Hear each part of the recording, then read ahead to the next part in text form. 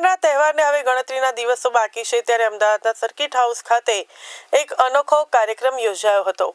રાજ્યના ગૃહમંત્રી હર્ષ સંઘવીના જન્મદિવસ નિમિત્તે જાણીતા સમાજસેવક દિલીપ દેશમુખ દ્વારા પતંગ વિતરણ કરવામાં આવ્યું હતું। જો કે આ પતંગો માત્ર મનોરંજન માટે નહીં પરંતુ અંગદાન એક મહાન દાન છે તેવા સામાજિક સંદેશ સાથે આકાશમાં ઉડશે। સર્કિટ હાઉસ ખાતે આયોજિત આ કાર્યક્રમમાં નર્સિંગ કોલેજના 300થી વધુ વિદ્યાર્થીઓએ ઉત્સાહભેર ભાગ લીધો હતો। આ વિદ્યાર્થીઓ દ્વારા જ શહેરીજનોમાં અંગદાન પ્રત્યે જાગૃતિ લાવવા માટે વિશેષ પતંગોનું વિતરણ કરવામાં આવ્યું હતું।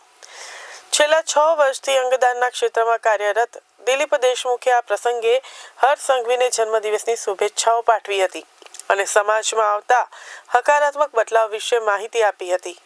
વર્ષ 2025માં જાગૃતિના પરિણામે 152 લોકોએ અંગદાન કર્યું હતું, જેમાં 50 લોકોએ કિડની અને 80 લોકોએ લીવરનું દાન આપી અન્યને નવજીવન આપ્યું હતું। જાગૃતિ વધી છે પણ સાથે સ્વસ્થ જીવનશૈલી પણ એટલી જ જરૂરી છે। આ કાર્યક્રમ દરમિયાન દિલીપ દેશમુખે એક કરુણ અને પ્રેરણાદાયી કિસ્સો પણ શેર કર્યો હતો।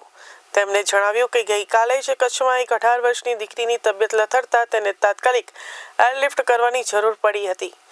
માનવતાના દર્શન ત્યારે પણ થયા જ્યારે માત્ર 4 કલાકમાં જ કચ્છના લોકોએ 11 લાખ રૂપિયા જેટલી માતબર રકમ એકઠી કરી દીધી અને દિલીપભાઈએ આ દીકરીના જલ્દી સ્વાસ્થ્ય માટે ભગવાનને પ્રાર્થના પણ કરી હતી।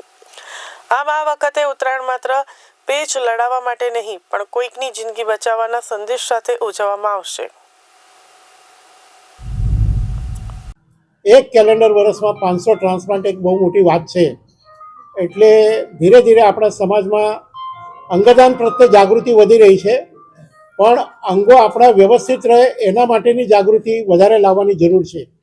એટલે લોકો સ્વસ્થ જીવન પદ્ધતિ અપનાવે તો અંગો સારા રહે અને કોઈને અંગદાન માટેની જરૂર ના પડે।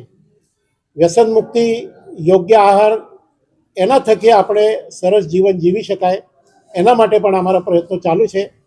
હર્ષભાઈ સંઘવીને એમના જન્મદિવસ નિમિત્તે ખૂબ અભિનંદન અને અંગદાનનો સમાજ મેસેજ સમાજના જન સુધી જાય અને દુર્ભાગ્ય કોઈ બ્રેન ડેડ થાય તો ઓર્ગન ડોનેશન કરે એવી અમે સર્વ લોકોને અપીલ કરીએ છીએ।